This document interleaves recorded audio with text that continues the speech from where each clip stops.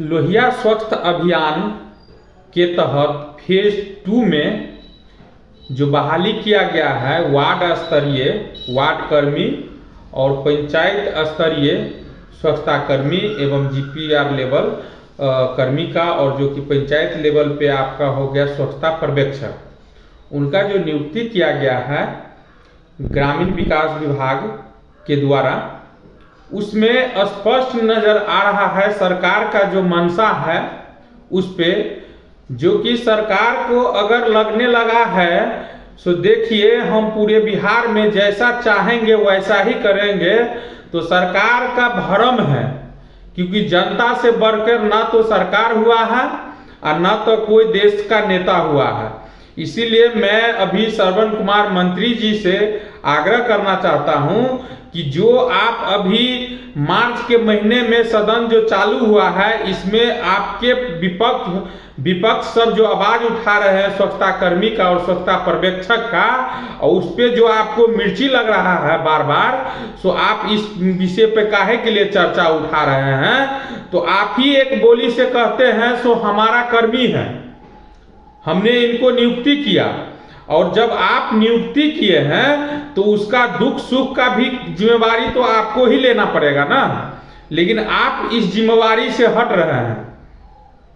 हटने का यही अर्थ हो गया ना, जो हमारा जो बात है कोई अगर सदन में उठा रहा है तो उनके विरुद्ध उनको जो आपको जवाब देना चाहिए था वो जवाब नहीं दे करके हम लोग के विरुद्ध में आप लेटर पे लेटर, अभी मार्च के महीने में इतना सारा लेटर आपने निकाला, और जो कि हम लोग को नियोजन कर्मी के दर्जा भी दिया गया था, और जो कि संविदा कर्मी के लिए गाइडलाइन में बताया गया है, जो कि आपके गाइडलाइन ही कहता है। सो आप संविदा कर्मी हैं और फिर आप एक लेटर निकाल देते हैं सो ये तो मानव बल है, ये हमारा क्या है, कोई कर्मी नहीं है। तो आप क्या कहना चाहते हैं बताइए? हम आपसे पूछना चाहते हैं सो आप हम लोग को क्या चीज का दर्जा देना चाहते हैं? क्या है, हम लोग मानव बल है या कर्मी है या क्या है? हमको जवाब दीजिए। अगर आपके सदन में अगर आवाज उठता है, आपसे सवाल जब करता है तो आप एक ही चीज का जवाब देते हैं, सो हम इनका सारा सिस्टम जो कर रहे हैं मानदेय दे रहे हैं, ये दे रहे हैं, आप कुछ नहीं दे रहे हैं। आप जो गाइडलाइन है उसके विरुद्ध आप चल रहे हैं। 26/10/2023 में आप गाइडलाइन संशोधन कर दिए, उससे हम लोग को ऐतराज नहीं हुआ। दोबारा में आए, दोबारा में आप हम लोग का कर्मी के पद से भी हटा रहे हैं, तो हम लोग क्या है, आप हमको जवाब दीजिए। हम आपसे जवाब मांग रहे हैं। आप जो बहाली किए हैं हर वार्ड में 2 कर्मी का नियुक्ति किए थे ना, गाइडलाइन आपको कहता है ना, कहता है तो उसको मानदेय दीजिएगा कि नहीं? सरकार है सो आप जो खुद बोलते हैं उस पे ही पता नहीं चलता है, सो आप क्या बोल रहे हैं?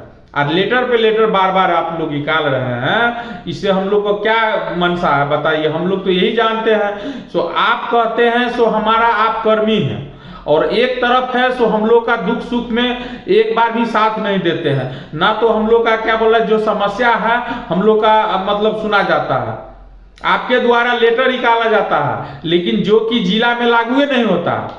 आप कहते हैं स्वास्थ्य पे हम ध्यान दे रहे हैं, आप कह रहे हैं हम जॉब कार्ड बनवा रहे हैं, आप कह रहे हैं इंदिरा आवास में इसको हम जोड़ रहे हैं, इनको राशन कार्ड।